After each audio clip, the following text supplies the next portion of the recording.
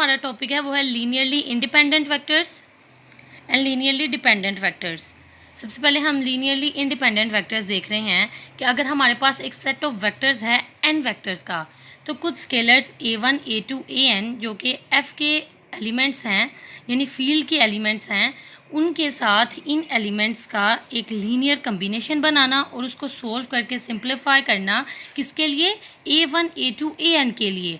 अगर इन सारे स्केलर्स का जो आंसर है वो ज़ीरो के इक्वल आए तो हम कहेंगे कि this alpha 1 alpha 2 alpha n are linearly independent. अब हम इसकी डेफिनेशन पढ़ते हैं। Let V F be the vector space and S is equal to alpha 1 alpha 2 alpha 3 so on alpha n be a finite set of vectors of V F. Then vector alpha 1, alpha 2, alpha n are said to be linearly independent if four scalars a1, a2, an, so on an belongs to f. a1 alpha 1 plus a2 alpha 2 plus so on an alpha n is equal to 0. a1 a2 so on an is equal to 0. यानी अगर वो कह रहे हैं कि V F जो है वो हमारी वेक्टर स्पेस है और उसमें एक हमने फाइनाइट सेट ऑफ वेक्टर्स लिया है alpha 1 alpha 2 alpha 3 and alpha n जो कि इसके एलिमेंट्स हैं, और वो फाइनाइट सेट क्या है? एस, जो कि पार्ट है वी एफ हमारी वेक्टर स्पेस का। तो हमारे पास जो vectors alpha and alpha 2 alpha 1 alpha 2 alpha n जो है वो लीनियरली इंडिपेंडेंट होंगे अगर हमारे जो scalars a1 a2 and an जो कि बिलोंग करें f के साथ, हम इनका एक लीनियर कम्बिनेशन बनाएं और हमारे जो सारे स्केलर्स हैं उनका आंसर जो है वो ज़ीरो आए। अगर इनके लीनियर कम्बिनेशन के बाद a1 a2 an की वैल्यूज़ जो हैं वो ज़ीरो आएँ तो हम इनको लीनियरली इंडिपेंडेंट वेक्टर्स कहेंगे।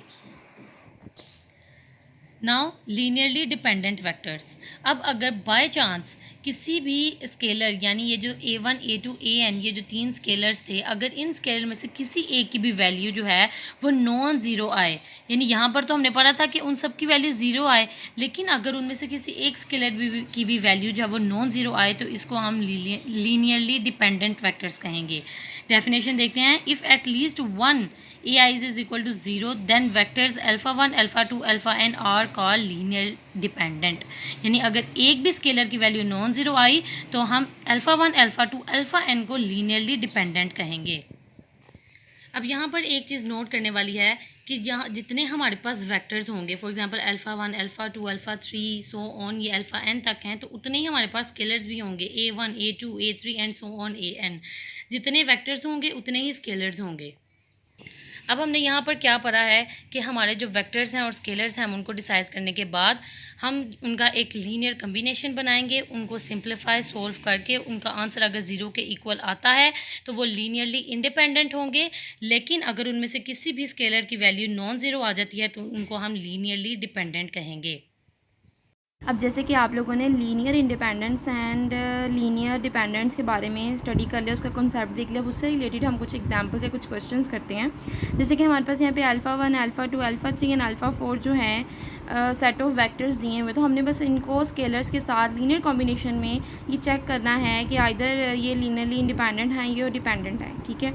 अब जैसे कि आप यहाँ पर देख रहे हैं कि a1 a2 a3 and a4 जो हैं हमने फील्ड से बिलोंग करते कुछ स्केलर्स लिए और उनका लीनियर कॉम्बिनेशन कर दिया alpha 1 alpha 2 alpha 3 and alpha 4 के साथ।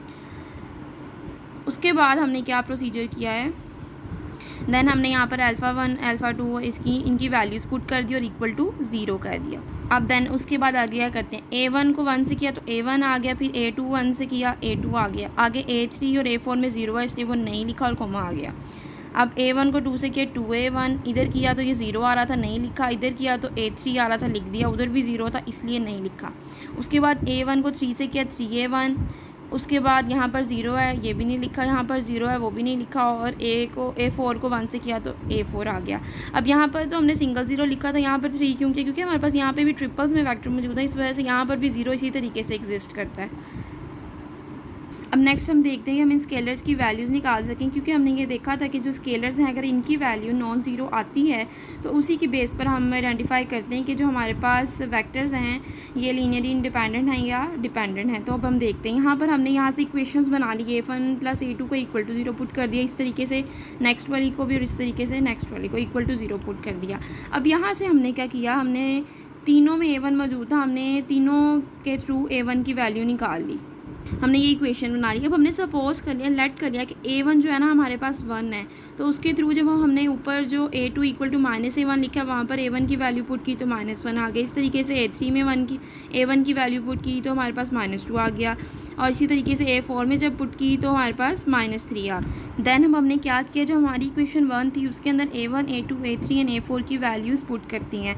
अगर आपको डेफिनेशन के कॉन्सेप्ट रिमाइंड हों तो उसमें क्या कहा गया था कि अगर हमारे पास जो स्केलर क्वांटिटी या जो भी हमने स्केलर वैल्यूज़ ली हैं a1, a2, a3, a4, अगर इनकी वैल्यूज़ 0 आती हैं तो हम कह सकते हैं कि जो हमारे वेक्टर्स हैं वो लीनियरली इंडिपेंडेंट हैं। बट यहाँ पर तो नॉन ज़ीरोज़ वैल्यूज़ आई हैं, तो अब देखते हैं। अब हमने इसके अंदर वैल्यूज़ पुट कर ली और इसको सॉल्व कर लिया।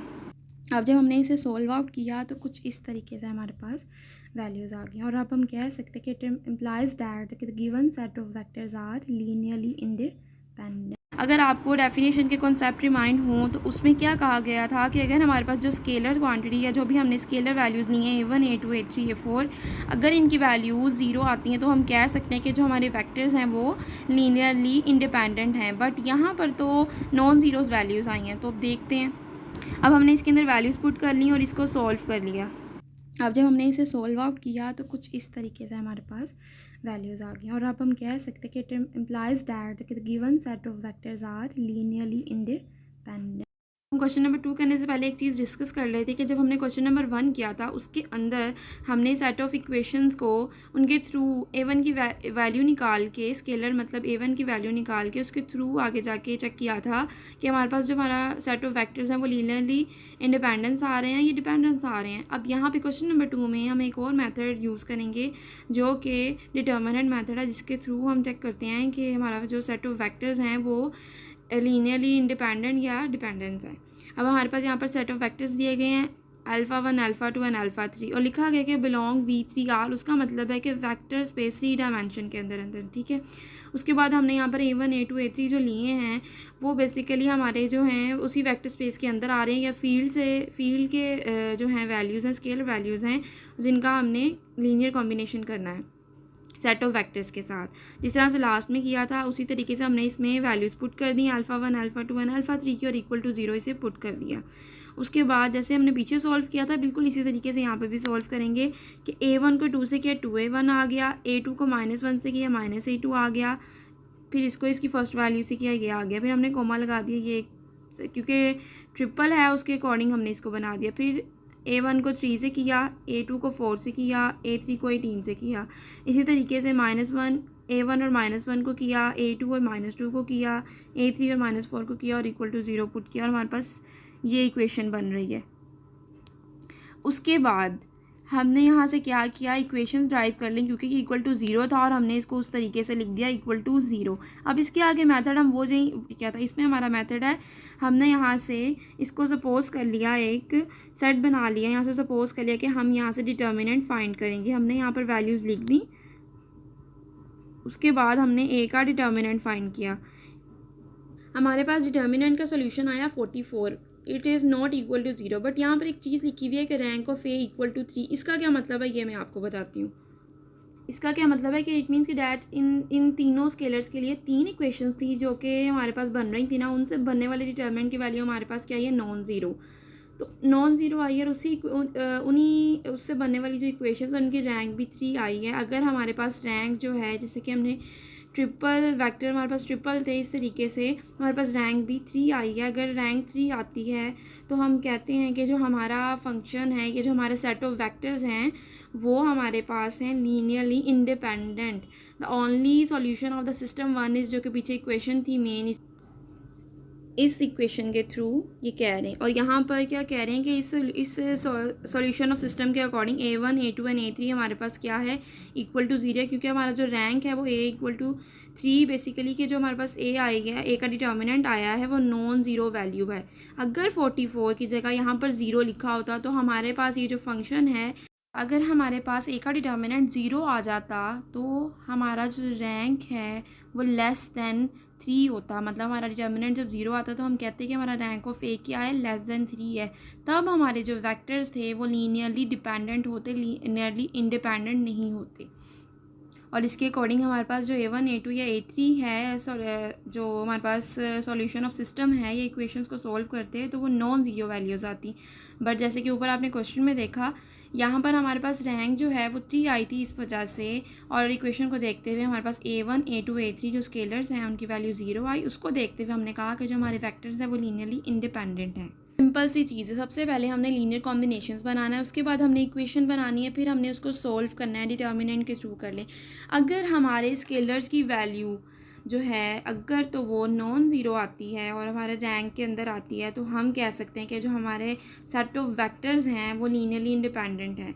लेकिन अगर हमारे पास रैंक डिटर्मिनेंट है वो 0 आ जाता है तो हमारी जो रैंक है वो लेस दैन 3 हो जाती है। फिर हम कहेंगे कि जो वेक्टर्स हैं हमारे पास वो लीनियरली इंडिपेंडेंट है। एंड होपफुली आप सबको अच्छे से समझ आ गई होगी।